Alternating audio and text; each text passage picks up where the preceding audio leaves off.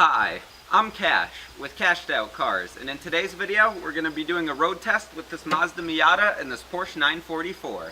Let's get started. Alright guys, so the first car that we're in here is the Mazda Miata, and one thing that I want to make clear before I start this video and get into comparing the cars is this really is only a comparison. It's not really a head-to-head, so I'm not going to pick a winner. And the reason I don't want to pick a winner is because both these cars, the Miata and the 944, both have some excellent characteristics that make them great cars to drive and own, and they are surprisingly different, so I don't want to just pick a winner. So with that said, we could get into how this Miata actually drives. So the first thing that you notice when you jump in this car and you get going, obviously you shift through the gears, and the first thing that you notice is how precise the gear shift is and how easy it is to heel toe once you get going.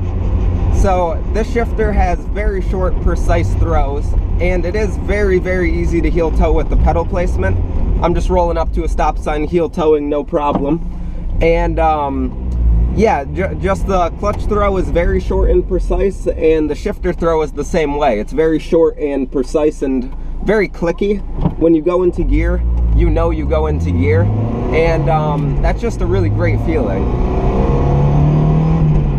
Now on power here, as I get onto this main road, obviously you're going to notice that there's not a lot of power because you're in a Miata and it's not meant to be a fast car. It's meant to be a fun backroads car, and it does the job with that. Obviously it's not super fast. So one thing that you do notice when you're driving this car just on some back roads or even main roads with some turns in it is that this car handles excellent. Like, as soon as you go into a turn and turn the wheels, the car just goes no problem. It turns in beautifully. And some of that could be attributed to the coilovers because this car is lowered on coilovers. But really the turn-in is excellent, and you really know you're in a small, light sports car that's very handling oriented. So right now I'm just cruising along on a kind of main road. I mean, it's basically a 50-mile-an-hour road with just gradual turns. You don't really have to brake down for anything. And this car is very comfortable for roads like this, even when you're not pushing hard through a turny road. And it is important to keep in mind that this car does have power steering and that the 944 doesn't, which I'll talk about later. But even with this power steering, it doesn't really take away from the road feel. You could still feel all the bumps, and you do feel the car following some grooves in the road, which is an interesting feeling, and it's good to feel the car communicating with the road. But like I said, it is power steering, so it's still very comfortable to drive on roads like this, and it doesn't tire you out on the back roads. So now I'm at an intersection, and this is a good time to talk about the cars at slow speeds and when you have to stop and start in traffic. And this is an area where the cars are surprisingly different. The Miata is very easy to drive in situations like that. It's very easy to start with the manual transmission. And the 944, which I'll talk about a little bit later when I'm actually in it, is a little bit more difficult. And if you don't get it exactly right when you're starting, it is a little bit temperamental and it starts to buck a little bit. So the 944 definitely takes a little bit more practice to drive than the Miata, especially in traffic. And now we're back on an open road, and this is really where this car thrives.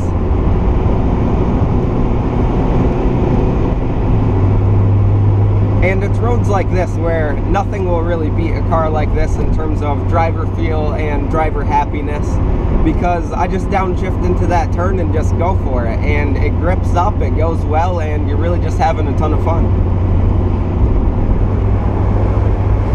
And a final thing that I think is excellent about the Miata is obviously on a day like this, you could just drop the roof and just drive and be happy with it.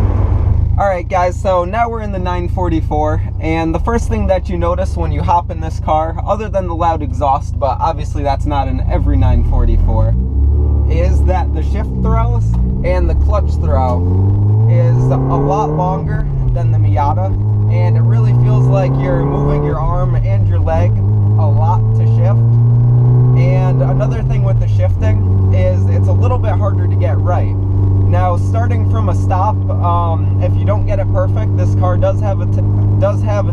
to buck a little bit. And it's not terrible, you do get the hang of it, and it's not necessarily a bad thing either, because when you do get it right, it makes you feel good, because you can't get it right every time without practice.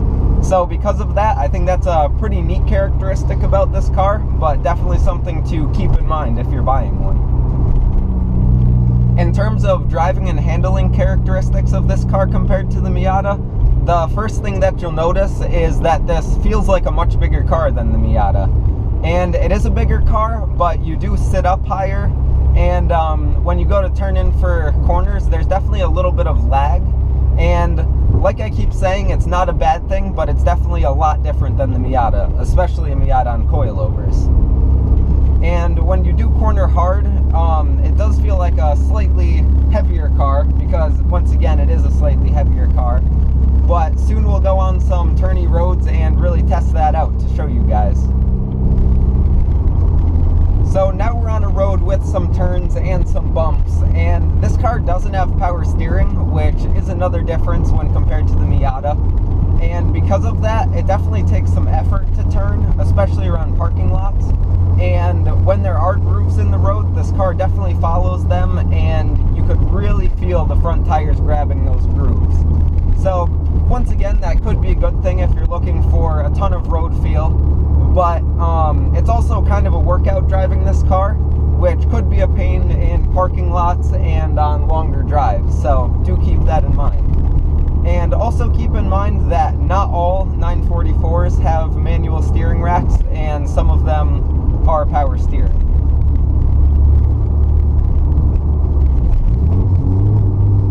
Another thing to keep in mind as I blip that throttle right there is that the pedal placement on this car makes it very hard to heel toe, because the gas pedal is floor mounted, which is different than the Miata.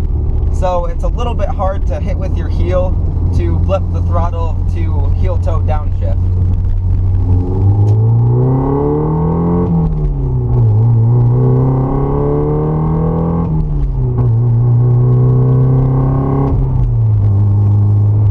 So once again, like I said, not a super fast car, but it definitely is fun to rev up and go through the gears and build up some speed.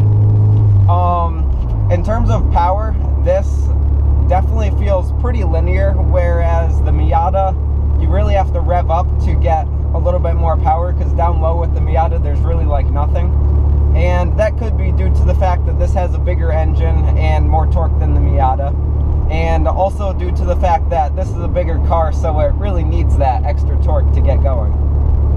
So both these cars, both the Miata and the 944, both have pretty good visibility, especially with the top down on the Miata. You do sit a little bit higher up in the 944, so that gives you a little bit better visibility out the front and actually out the back too. And since you're a little bit higher on the road, you could see more ahead of you, especially in hillier areas. And the windshield on the 944 really is pretty big, whereas the Miata's is pretty small because it's a much smaller car. But visibility isn't really a problem with either car. So now we're on a more main road, and it's actually not that bad cruising along. Like, the no power steering doesn't really cause a big problem, and it's not super loud in here, even with the droney exhaust. And it's actually pretty comfortable. Like, the suspension's soft enough so when you hit bumps, you're not rattling all over the place. And it's really a pretty enjoyable place to be. So one thing that's pretty neat about this car is that all the hand controls are very mechanical feeling and very, very clicky. You definitely could tell that this car is 10 years older than the Miata, but it's very neat and it gives it a lot of character because of that. So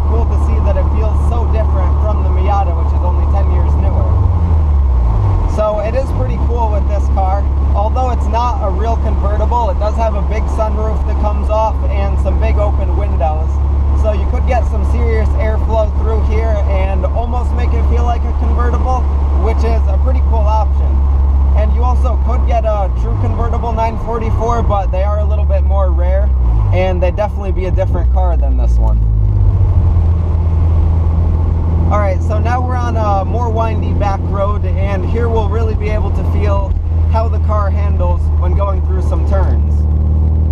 And that was the first turn right there that I've taken at a little bit higher speed in this car.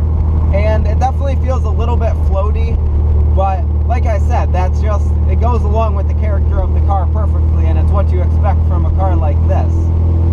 Now, some of that could probably be corrected if you wanted to put coilovers on and do handling mods, but really just altogether, it handles pretty well. It's definitely a little bit more floaty and a lot softer than the Miata.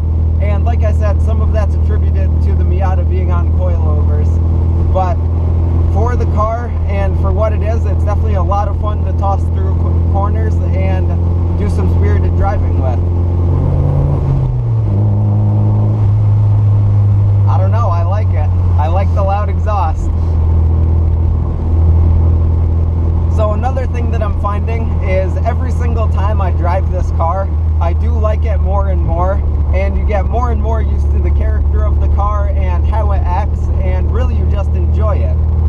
Because right away out of the Miata, this car does feel bigger and floatier and heavier, because it is, but the more you drive it, the more enjoyable it is, and the same could be said with the Miata. The more you drive that, the more you're going to enjoy it. So I would say both of these cars are excellent cars. They're definitely very different, so if you're really on the fence on which one to buy, I would recommend driving both of them. But I think at the end of the day, you could be very happy with whatever choice you make. So with all that said, thank you guys so much for watching. I hope you enjoyed this video and it gave you some information on the differences between a 944 and a Miata. Please like this video if you liked it, comment